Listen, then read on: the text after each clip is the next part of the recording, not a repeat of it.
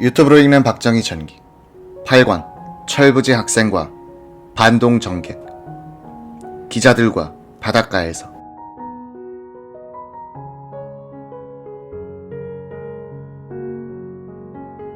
국회에서 월남 파병 동의안이 통과된 3일 뒤인 1965년 8월 16일 오후 김성은 국방장관은 파월 전투부대 창설 명령을 내리고 육군본부 작전참모부장 최명신 소장을 초대 사단장으로 결정, 박정희 대통령에게 상신했다. 황해도 곡산 출신인 최명신은 조만식 선생과 함께 독립운동을 하다 투옥되어 옥사한 최운극 쥐사의 장남이다. 그는 6.25 당시 중령으로 백골병단이란 유격대를 이끌고 적진에 침투해 천여 명의 적 사살 전과를 올렸고, 인민군 대남 유격대 총사령관 길원팔과 참모들을 포로로 사로잡았으며 김일성의 작전명령서를 압수하는 등 비정규전에서 탁월한 능력을 발휘했다.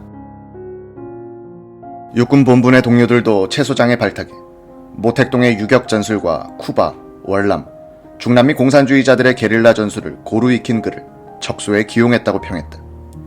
이미 며칠 전 김용배 육군참모총장으로부터 최명신 장군을 파월 전투부대 사단장으로 추천받은 김성은 국방장관은 박 대통령에게 파월 한국군 사령관으로서 한국군을 대표하는 사람이 필요한데 최명신 소장이 어떻습니까? 라고 떠봤다. 김성은 전 장관은 조선 경비사관학교 5기생인 최명신은 2기 출신인 박정희의 사관학교 후배인 동시에 5.16 혁명 주체였던 점도 참조했는데 박 대통령이 아주 좋아하면서 흔쾌히 수락했다고 회고했다. 최명신 소장은 8월 23일 동부전선 수도사단에서 주월 한국군 사령관 겸 사단장 취임식에 참석했다. 최 장군은 이날 수도사단 제1기갑연대와 제1연대를 맹호부대의 주축으로 삼고 부대 편성식을 지휘했다. 주월 한국군 부사령관 겸 부사단장은 이남주 준장, 군수지원사령관 이범준 준장, 참모장 최영구 대령, 제1기갑연대장 신현수 대령, 제1연대장 김정운 대령, 포병사령관 김창복 대령, 군수지원사령부 참모장 장근 대령, 병원장 이규동 대령,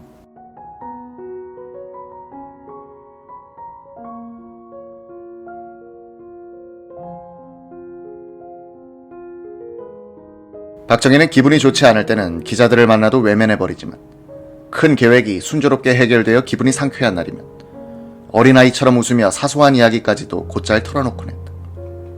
특히 박 대통령은 정례 기자회견 때보다는 해수욕장 등 휴양지에서 기자들에게 흉금을 털어놓고 소신과 고충을 이야기하면서 기자들의 질문에 성의껏 답변해주곤 했다. 1965년 8월 17일 박 대통령은 가족과 함께 여름 휴가를 즐기기 위해 진해 저도 해수욕장으로 내려갔다. 진해에 도착 즉시 유경수 여사는 해군 공관으로 수행 기자들을 초청해 과일 파티를 열어줬다. 한 기자가 말했다. 각각해서 원래 허식을 싫어하는 분이란 걸 알지만 기왕 카메라맨이 사진을 찍을 때는 좀 포즈를 취하도록 충고해 주십시오. 수줍음이 많았던 박 대통령은 어쩌다가 사진 기자들이 기회를 포착해 카메라를 들면 어느새 고개를 돌려버리거나 엉뚱한 짓을 해버렸다. 그래서 항상 무뚝뚝한 표정만 지면에 실어야 했다. 유경수는 기자의 말에 미간을 찌푸리면서도 저도 몇 번이나 그렇게 일러줬지만 그분은 도대체 듣지를 않으세요. 좀 쑥스러운 모양이에요. 라고 했다. 저도는 진해에서 해군 함정으로 약 1시간 거리에 있는 작은 섬이다. 이날 박정희는 먼저 해군 보트로 건너갔고 그보다 20분쯤 뒤 기자들이 탄 배가 뒤를 따랐다. 깊은 바닥의 모래와 자갈도 훤히 들여다 보일 만큼 물이 맑았다. 모래사장 안쪽으로는 우거진 숲과 오솔길이 있었다. 북쪽 모래밭에는 파도에 밀려갈 듯 하얀 천막이 곱게 펼쳐져 있고 그 아래로 박 대통령이 이우락 비서실장 및 육해공군 장성들과 함께 앉아 맥주를 마시며 한담을 나누고 있었다. 무아지경에 빠진 기자들도 취재를 잊은 채 모래사장에 누워 일광욕을 즐기거나 해수욕을 하고 있었다. 한편에서는 박종규 경호실장과 권투시합 흉내를 내던 8살 된 지만군이 기자들에게 장난을 걸어왔다. 부산일보 김종신 기자는 임마 대통령 아들 이리와 하며 불러내 팔씨름을 했다. 기자들은 서늘한 그늘 밑에서 대통령을 수행한 장관들과 장기와 바둑을 즐기기도 하고 한편에서는 연신폭소가 터져나왔다. 수영을 하던 이우락 실장이 물을 뚝뚝 흘리며 걸어 나오더니 김종신 기자 옆으로 지나가면서 각하께서 지금 한가하니 가봐 라고 귀뜸해 주었다. 일행에서 슬그머니 빠져나온 김 기자는 수영복 차림 그대로 박 대통령이 머물던 텐트로 들어갔다. 대통령은 텐트 아래서 낮잠을 즐기는 중이었다. 각하 오랜만입니다. 박정희는 슬그머니 실눈을 뜨더니 난 또 누구라고 그리 앉으시오 라며 반갑게 맞아줬다. 수영복만 걸친 채 마주 앉은 김 기자는 미국의 인종차별 문제를 화제로 올렸다. 박 대통령은 김종신 기자의 머리를 가리키며 농을 걸었다. 김 기자도 머리카락이 곱슬해서 미국에 가면 깜둥이 취급받기 쉽겠어. 각하는 뭐 반곱슬머리 아닙니까? 박정희는 예끼 이 사람 하며 껄껄 웃었다.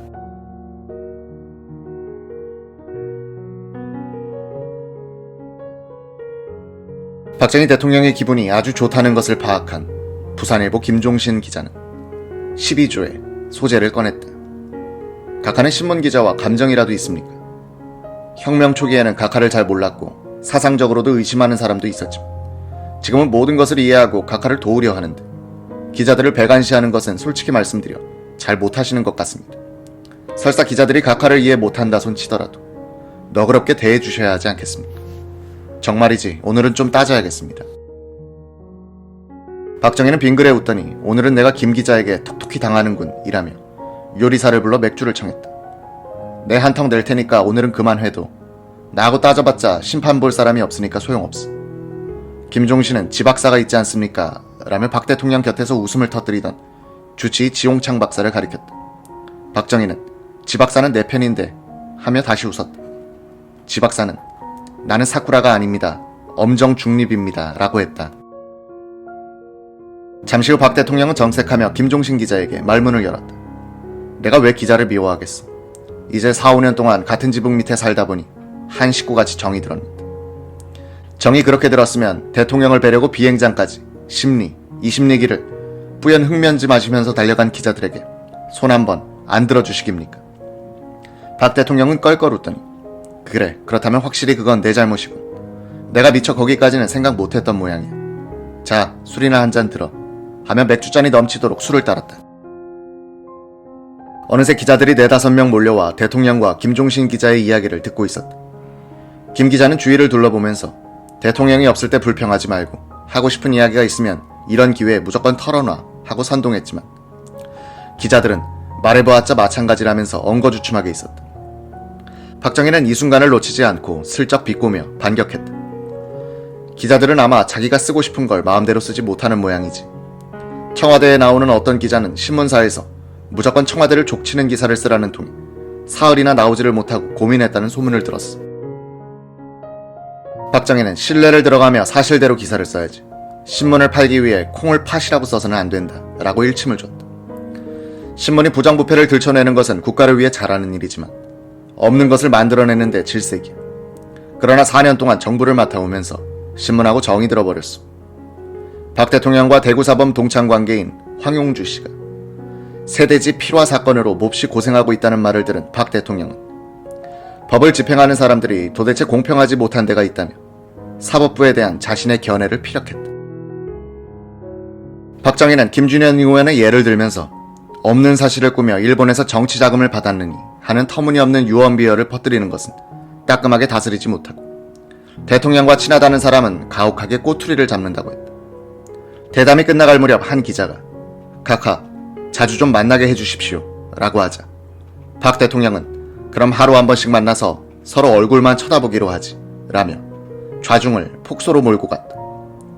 이날 오후 박정희는 김성은 장관, 해군 참모총장과 노를 젓는 낚싯배를 타고 바다로 나가 낚시를 했다.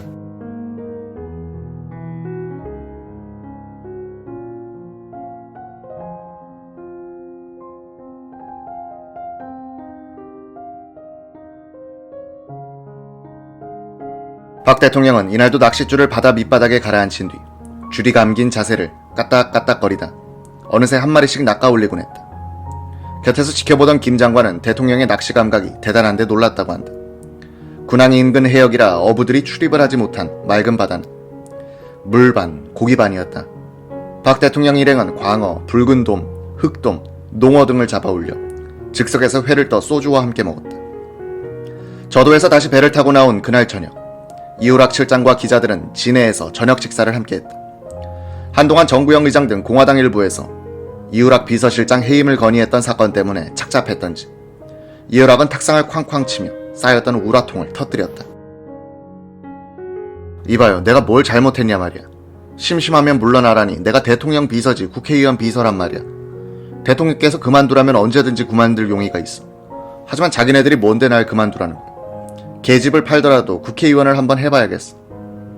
진해 별장에서 1박한 박 대통령은 제주도로 떠나기 직전인 8월 18일 아침에 그곳에 주둔하고 있는 부대장들과 기념 촬영을 했다.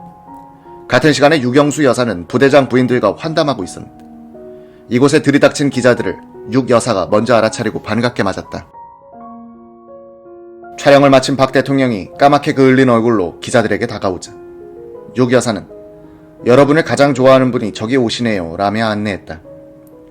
박 대통령은 진해 해군 기지 내 공항으로 향하던 중 기자들과의 이야기가 시국담으로 변해가자 거의 못 들은 채 하며 비행기에 올랐고 뒤따르던 김성은 국방부 장관은 기자들에게 제주에 가서 봅시다 라며 손을 흔들었다.